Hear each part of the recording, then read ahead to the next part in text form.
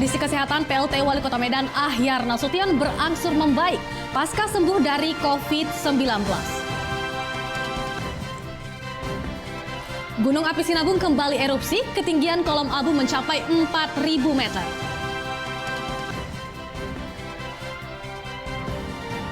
Sambut Tahun Baru Islam 1442 Hijriah, ribuan warga Mandailing Natal menggelar pawai 1000 obor. Halo pemirsa, senang sekali kami dapat hadir kembali di hadapan Anda dalam program Wajah Sumut edisi Kamis 20 Agustus 2020. Dan selamat Tahun Baru Islam ke-1442 Hijriah. Selain 3 berita utama tadi, kami juga telah menyiapkan beragam informasi menarik lainnya selama 30 menit ke depan. Bersama saya Hairunisa Nasution, inilah Wajah Sumut selengkapnya. Kondisi kesehatan PLT Wali Kota Medan Ahyar Nasution telah membaik usai menjalani swab test sebanyak 2 kali dengan hasil negatif. Saat ini Ahyar Nasution sudah pulang ke rumah dan menjalani isolasi mandiri. Syukur alhamdulillah benar hasil uji swab test pada tanggal 18 dan 19. Konfirmasi langsung PLT Wali Kota Medan Ahyar Nasution kepada tim Metro TV pada pagi tadi. Ahyar Nasution menyampaikan saat ini kondisinya dalam keadaan baik usai menjalani uji swab test sebanyak 2 kali dengan hasil negatif di tanggal 18 dan 19 Agustus 2020. Kini, Ahyar telah pulang ke rumah dan menjalani isolasi mandiri selama 14 hari terhitung sejak 16 Agustus lalu. Usai menjalani karantina, rencananya Ahyar akan langsung beraktivitas memimpin roda pemerintahan Kota Medan.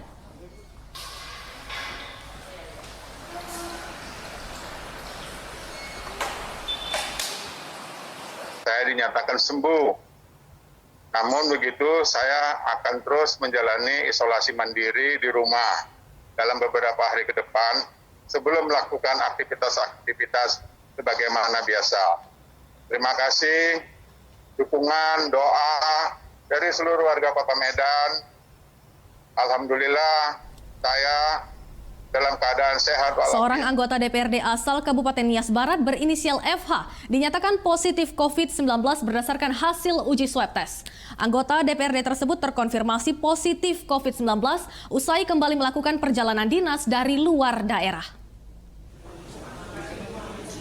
Hal tersebut disampaikan Sekda Nias Barat, Fahili Gulo, saat menggelar konferensi pers di Gunung Sitoli. Fahili Gulo menyatakan bahwa pasien FH memiliki riwayat perjalanan dinas luar daerah. Tim Satgas COVID-19 kemudian melakukan rapid test terhadap keluarga pasien dan hasilnya 8 orang dinyatakan reaktif. Selanjutnya akan dilakukan uji swab test. Pasien FH kini masih menjalani isolasi mandiri dengan status kasus konfirmasi tanpa gejala dan menjadi kasus pertama yang ditemukan di Kabupaten Nias Barat. Tim Satgas COVID-19 Kabupaten Nias Barat mengimbau masyarakat untuk tetap waspada dan mematuhi protokol kesehatan. Mana grafiknya? Kita lihat Mas. Seorang kepala puskesmas di Kabupaten Simalungun meninggal dunia akibat terpapar COVID-19. Jenazah telah dimakamkan sesuai dengan protokol kesehatan dan keluarga mendapatkan santunan senilai 300 juta rupiah.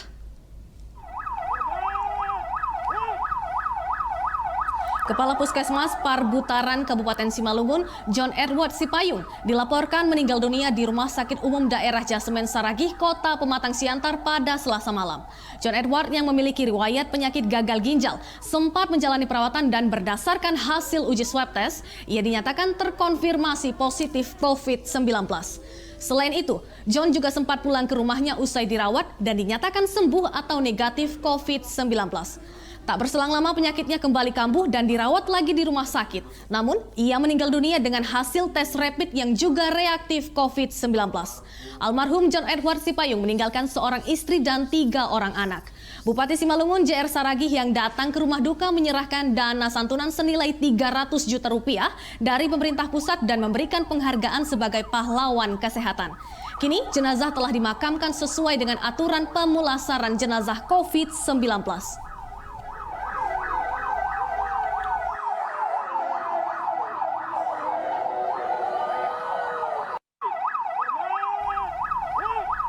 Kasus positif COVID-19 di jajaran Bawaslu Kabupaten Nias Utara bertambah 5 orang, terdiri dari 1 komisioner dan 4 orang pegawai.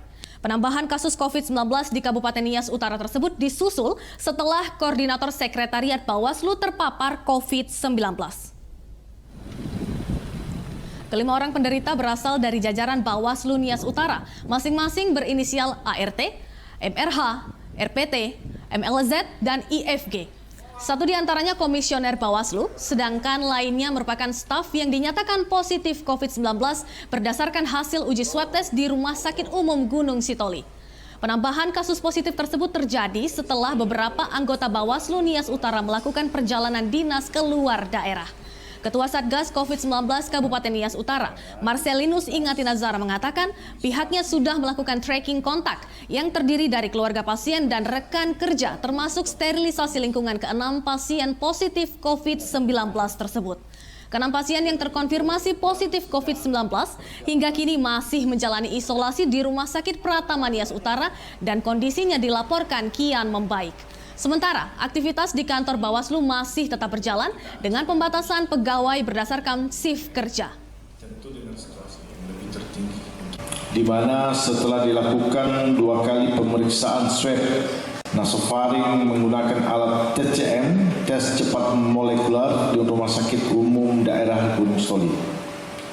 Berhubung karena pasien tidak ada gejala maupun keluhan lain yang memerlukan tindakan. Belasan mahasiswa yang tergabung dalam gerakan mahasiswa dan masyarakat berunjuk rasa menuntut transparansi penggunaan anggaran penanggulangan COVID-19 di Kota Tebing Tinggi. Aksi unjuk rasa digelar di depan kantor Wali Kota Tebing Tinggi pada Rabu siang. Dalam orasinya, pengunjuk rasa meminta pemerintah Kota Tebing Tinggi untuk serius dalam menanggulangi COVID-19, baik dari sisi kesehatan maupun dampaknya terhadap perekonomian warga. Masa juga meminta Satgas COVID-19 Kota Tebing Tinggi untuk transparan dalam penggunaan anggaran penanggulangan COVID-19 dan adanya pembentukan pansus COVID-19 oleh DPRD Kota Tebing Tinggi.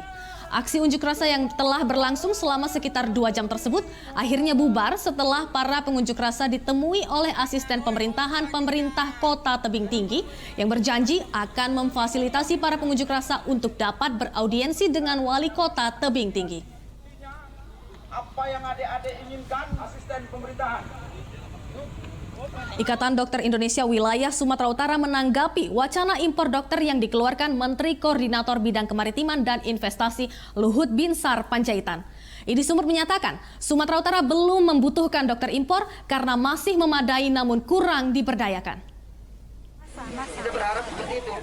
Hal tersebut disampaikan Ketua Idi Sumut, Edi Ardiansyah, saat ditemui di posko Satgas COVID-19 Medan pada Rabu kemarin. Menurut Edi, jumlah dokter di Indonesia ada sekitar 180.000 dokter dengan berbagai spesifikasi keahlian. Terkhusus di Sumatera Utara, jumlah dokter dikatakan sudah cukup memadai sehingga wacana impor dokter tidak dibutuhkan. Meski demikian, Idi Sumut menilai persoalan bukanlah terkait jumlah, melainkan pemberdayaan dokter yang belum maksimal dan pemerintah dinilai kurang melakukan pendekatan holistik secara profesi. Tidak ada satupun dokter yang menolak untuk mengabdi karena mereka diikat oleh sumpah profesi. Sebelumnya, wacana impor dokter disampaikan Menteri Koordinator Bidang Kemaritiman dan Investasi Luhut Binsar Panjaitan pada 13 Agustus lalu di Jakarta, guna mewujudkan pembangunan rumah sakit berskala internasional sehingga masyarakat tidak perlu lagi berobat ke luar negeri. Terus perlukah Sumatera Utara mengimpor dokter sampai saat ini belum? Tidak pada tepatnya kita mengimpor dokter untuk Sumatera Utara. Itu khusus penanganan Bang. Khusus di Sumatera Utara, saya tidak tahu di provinsi yang lain, tapi pada saat ini tidak pada tepat kita mengimpor dokter. Rekan-rekan sejawat masih banyak yang ingin berkorban, yang ingin berbuat untuk kebaikan masyarakat. Pemirsa, usai jeda kami akan kembali dengan informasi mengenai Gunung Api Sinabung kembali erupsi, ketinggian kolom abu mencapai 4.000 meter. Tetaplah bersama kami.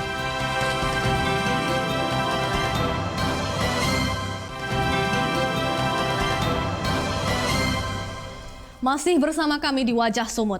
Aktivitas Gunung Sinabung masih menunjukkan adanya erupsi yang terjadi pada Rabu kemarin dengan ketinggian kolom abu mencapai 4.000 meter. Warga tetap diimbau waspada akan adanya potensi erupsi susulan. Beginilah erupsi yang kembali terjadi di Gunung Api Sinabung pada Rabu kemarin sekitar pukul 18:18 waktu Indonesia Barat. Erupsi yang terjadi teramati berwarna kelabu dengan intensitas tebal yang condong ke arah timur dan tenggara dengan ketinggian kolom abu mencapai 4.000 meter dari puncak Gunung Sinabung. Hingga saat ini Gunung Sinabung masih berada pada level 3 atau siaga. Pihak PVMBG Pos Pemantauan Sinabung mengimbau masyarakat ataupun wisatawan untuk tetap waspada akan adanya potensi erupsi susulan yang bisa terjadi.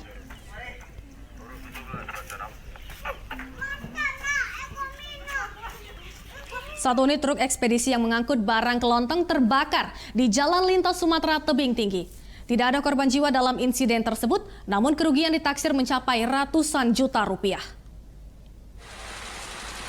Truk ekspedisi Tapanuli Logistik ini terbakar di Jalan Lintas Sumatera Kota Tebing Tinggi Pematang Siantar saat dalam perjalanan dari Kota Medan menuju Pulau Nias. Menurut sopir truk, Arvin Tabrani, kebakaran pertama kali diketahui oleh sopir mobil lain yang melihat asap tebal keluar dari belakang truk. Setelah diberitahu, sopir kemudian menghentikan truk dan memeriksa bagian belakang truk di mana api telah membakar sebagian muatan truk dan menjalar hingga membakar badan truk. Api baru dapat dipadamkan setelah 2 unit mobil pemadam kebakaran turun ke lokasi. Belum diketahui penyebab pasti kebakaran dan tidak ada korban jiwa dalam insiden tersebut, namun kerugian ditaksir mencapai ratusan juta rupiah.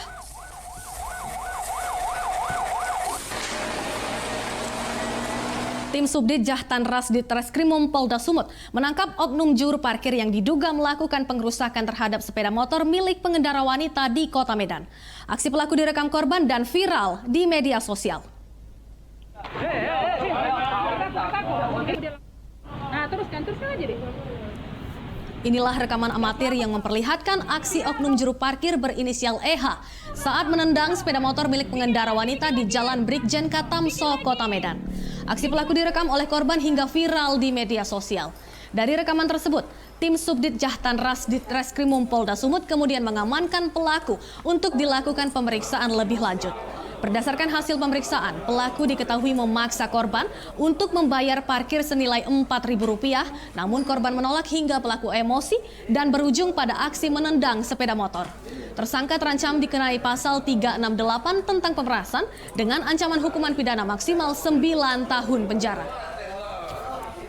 Di media sosial berdasarkan video ini.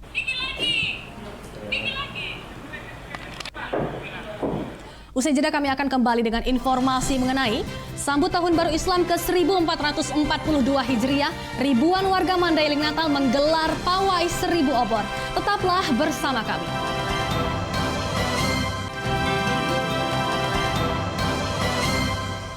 Kembali lagi di Wajah Sumut. Ribuan umat Islam di Mandailing Natal melakukan pawai 1000 obor mengelilingi kota Panyabungan untuk memeriahkan perayaan Tahun Baru Islam ke-1442 Hijriah.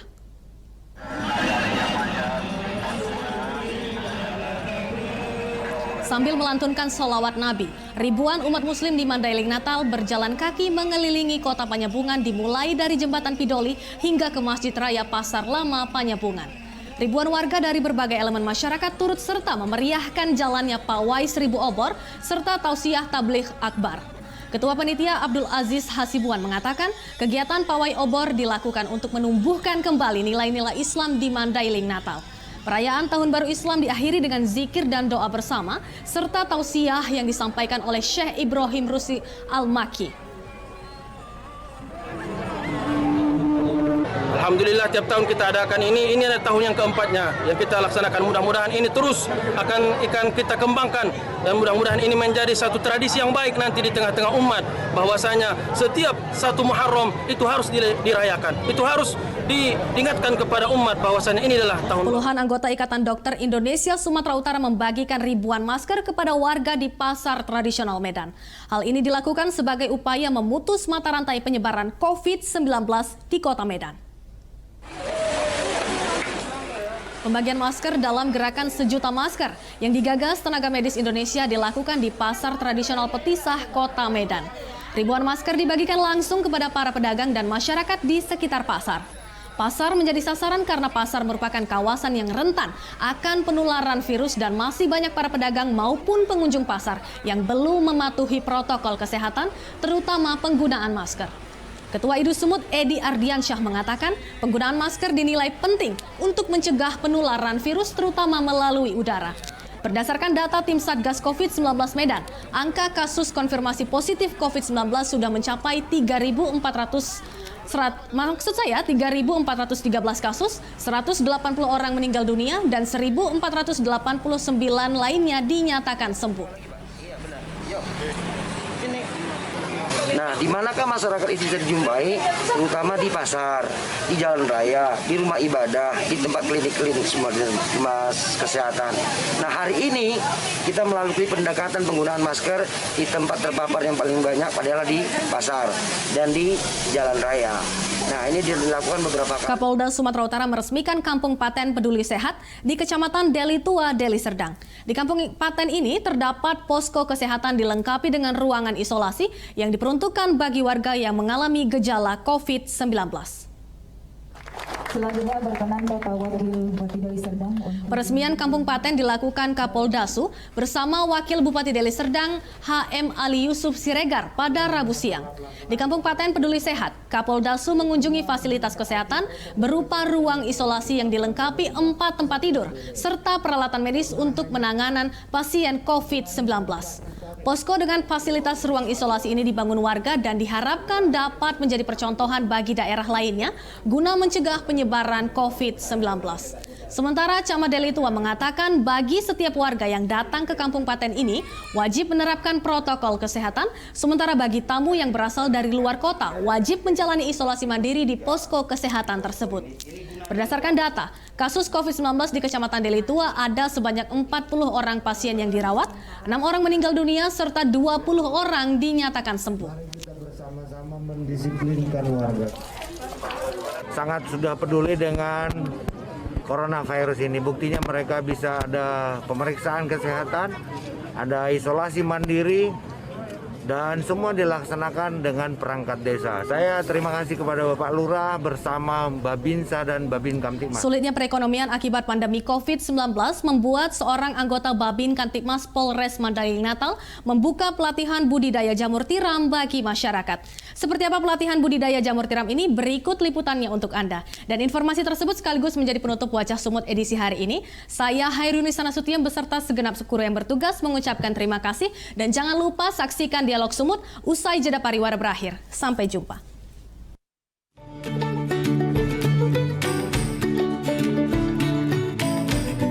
Inilah budidaya jamur tiram yang digagas oleh anggota Babin Kamtibmas Polres Mandailing Natal bernama Bribka Timbul Rahayu.